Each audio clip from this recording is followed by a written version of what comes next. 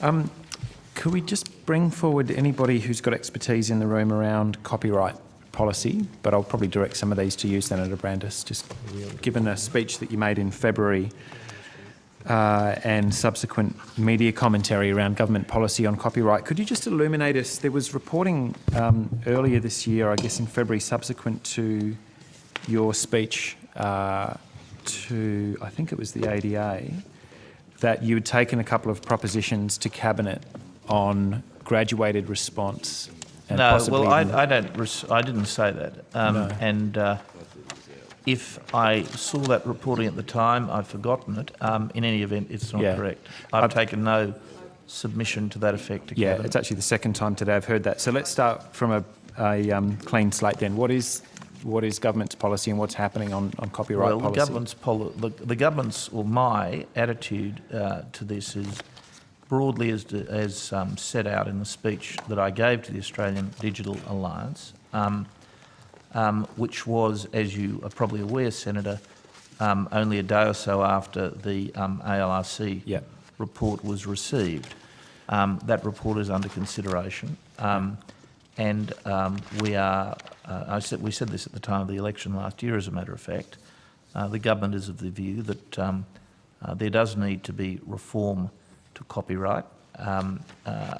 One of the issues, but it's not the only issue, which has been exercising my mind, is piracy. Unlike the United Kingdom, New Zealand, Canada, the United States, France, and many other comparable countries, Australia lacks any protection of any effective protection against online piracy. Australia, I'm sorry to say, is the worst offender of any country in the world when it comes to piracy, and I'm very concerned that the legitimate rights and interests of rights holders and content creators are being compromised by that activity. You weren't here for the arts estimates, Senator, but I should tell you that of all the communities who are most concerned about this, none is more concerned than arts practitioners, singers and filmmakers and people in those industries who see the fruit of their creative endeavours being stolen through piracy. So we want to do something about that. Okay. The ALRC was precluded from dealing with questions of piracy and illegal file sharing.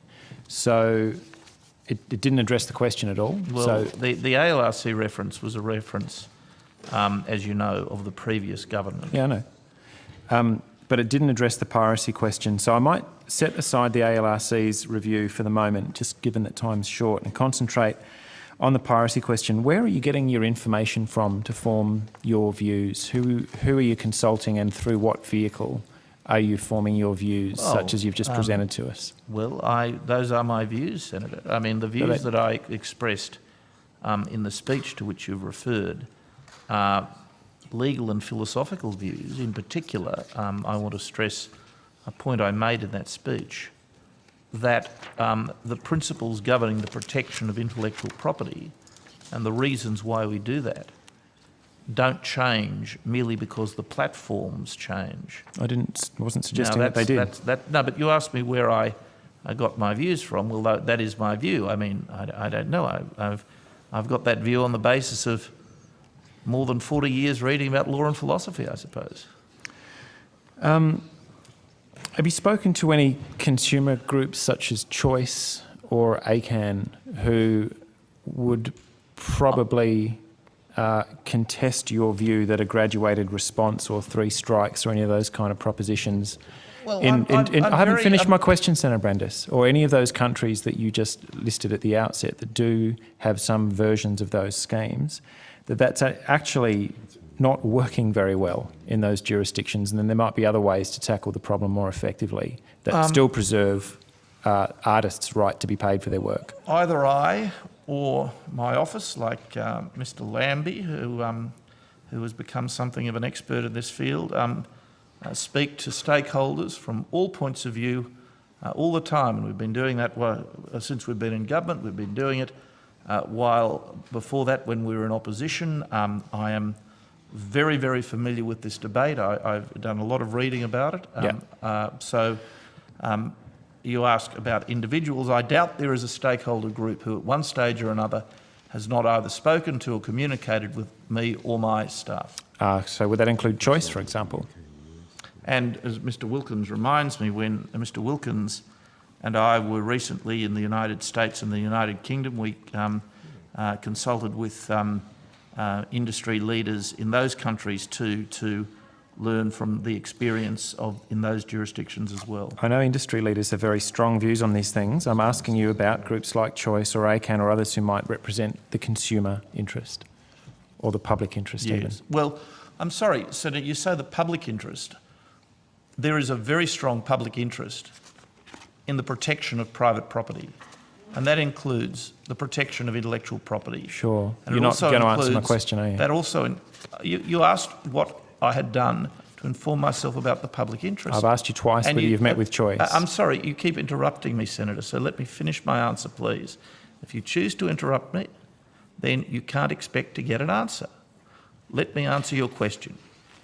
You identify the consumer and the public interest as if it excluded the right of content creators and people in the creative industries to protect the fruits of their intellectual and artistic endeavour. And I challenge that entirely. There is a very, very strong public interest in Australia doing that. Sure. And that is an interest that the government is very concerned to protect. That's wonderful. Not just to protect those individuals, but to protect the public interest of all Australians in having a thriving creative sector. Have you met with Choice or ACAN in the process of forming your views? I can't tell you whether my office has done so. I imagine they have.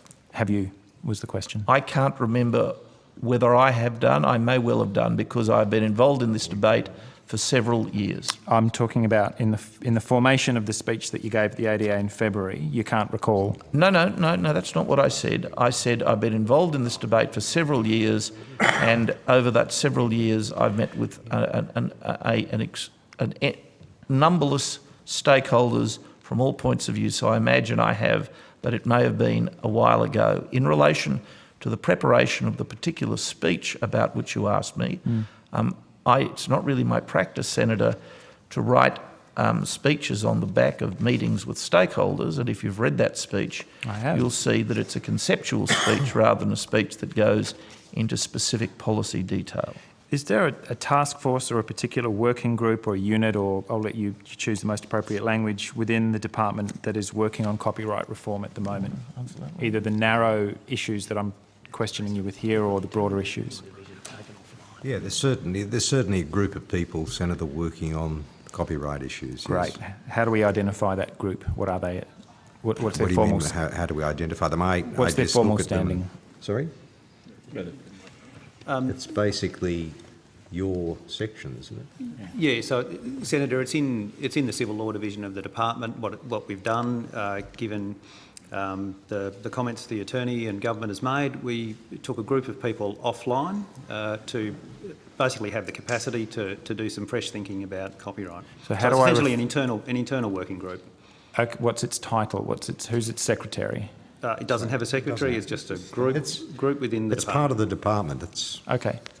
So I've been led to believe that there's some kind of formal task group that had been stood up to examine these issues. You're telling me that's not the case? Well, I think it's semantics, actually. There's a group of people who are working on this stuff. And what's the name of that group? What do you call yourselves? Andrew Walter, Assistant Secretary, Commercial and Administrative Law Branch. They don't really have a formal title. There's 4 people. They work in my branch. We're calling them a copyright team at the moment, for want of a better phrase. All right. And presumably they are examining, among other things, some of the issues that I've been discussing with the Attorney. Well, I'm not sure what issues you've been discussing, because although you've been asking me about my views and who I've met with, you actually haven't identified any particular issue at all in your questions. You haven't been paying very close attention. No, I've I've asked been you a couple listening of very times about graduated response, knocking people Well, you offline. mentioned graduated response That's an once issue. Yeah. as a proposal that is favoured by some. Yeah. Is that what you mean when you talk about the issues? Because there are a lot of issues here. I mean, I'm happy to talk to you about them, Senator, but... Let's just stick to that one. Yes. What's your question? Is the task group examining graduated response as a potential solution to piracy or illegal file sharing? Well, Yes, that's one. That's one option. See, that was easy, wasn't it? Okay. So Well, I don't know why you're being sarcastic towards my officials, Senator. because there seems to be a certain amount of ducking and weaving. No, going there's on. no That's ducking and why. weaving. All right, let's proceed. If you would ask specific questions, I'm attempting you'll to. get specific answers. Let's proceed. Under previous, I think the previous 2 or maybe 3 Attorney Generals under former government, which I think you were involved in, Mr Wilkins, there were consultations, quite active consultations between rights holders and internet service providers. Are those talks continuing in any shape? And consumers. ACAN was part of that too. Eventually, yeah. Not initially, Well, they weren't. I'm well, reasonably familiar with the history of this one.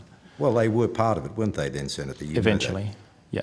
Well, I'm not sure what eventually means. One of them had to conflict themselves out, I believe, or maybe both of them. But it's all right. Let's not quibble. Are those talks still afoot? No. They're not. I Not think, in that. Senator, if you've followed, this isn't really a political point, but if you've followed this issue, you'd probably be aware of a decision by the High Court called the IINet case, Very well aware of it. which was delivered in June of 2012. I think it's fair to say that after the High Court delivered that judgment not quite 2 years ago, a lot of the pressure on the ISPs to come to the table went away because the ISPs had a very comprehensive victory in the IINet case. Yeah. And I don't say this about all of the ISPs, but certainly in relation to some of them. I think both the previous government and the new government have found that since the IINet judgment came down, there's been less willingness on the part of some ISPs to come to the table. Now that being said, I don't want to say that that's the case in relation to all of the ISPs. For example, only earlier in the month I had a very long conversation with Mr Thodey and Mr Shaw from Telstra, and if I may say so publicly, I think Telstra's contribution to this issue and their willingness to work to find a solution to the piracy issue, which is really unaddressed in Australia, has been very commendable. So, Senator Brandis, you did bring quite a sense of urgency to that question, the piracy question, and you dwelt in your speech, I'm referring to the ADA speech. Well, so you might think so, Senator. I wouldn't use that word to characterise my speech. I think it's an important issue.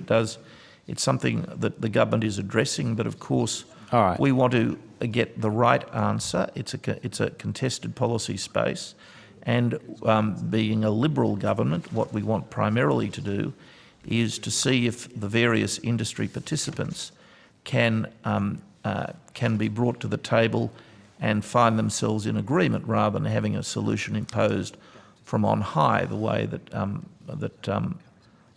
some would have had it. I would call this a rare moment of agreement between us. So what is the government actually doing to progress the issue? If those talks the matter is under active consideration right now. I had a meeting with certain of the key decision makers in this matter as recently as 7 o'clock last night. Who were those key decision makers? I'm not going to be disclosing in a public forum who I meet with, Senator.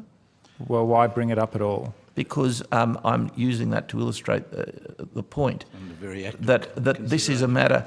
This is a matter, Senator, with which I have been seized more than I think any other issue in the last fortnight. This is very, very actively being pursued by the government right now. Okay, so that's your time, Senator Ludlam. We'll come back to you later. Just before I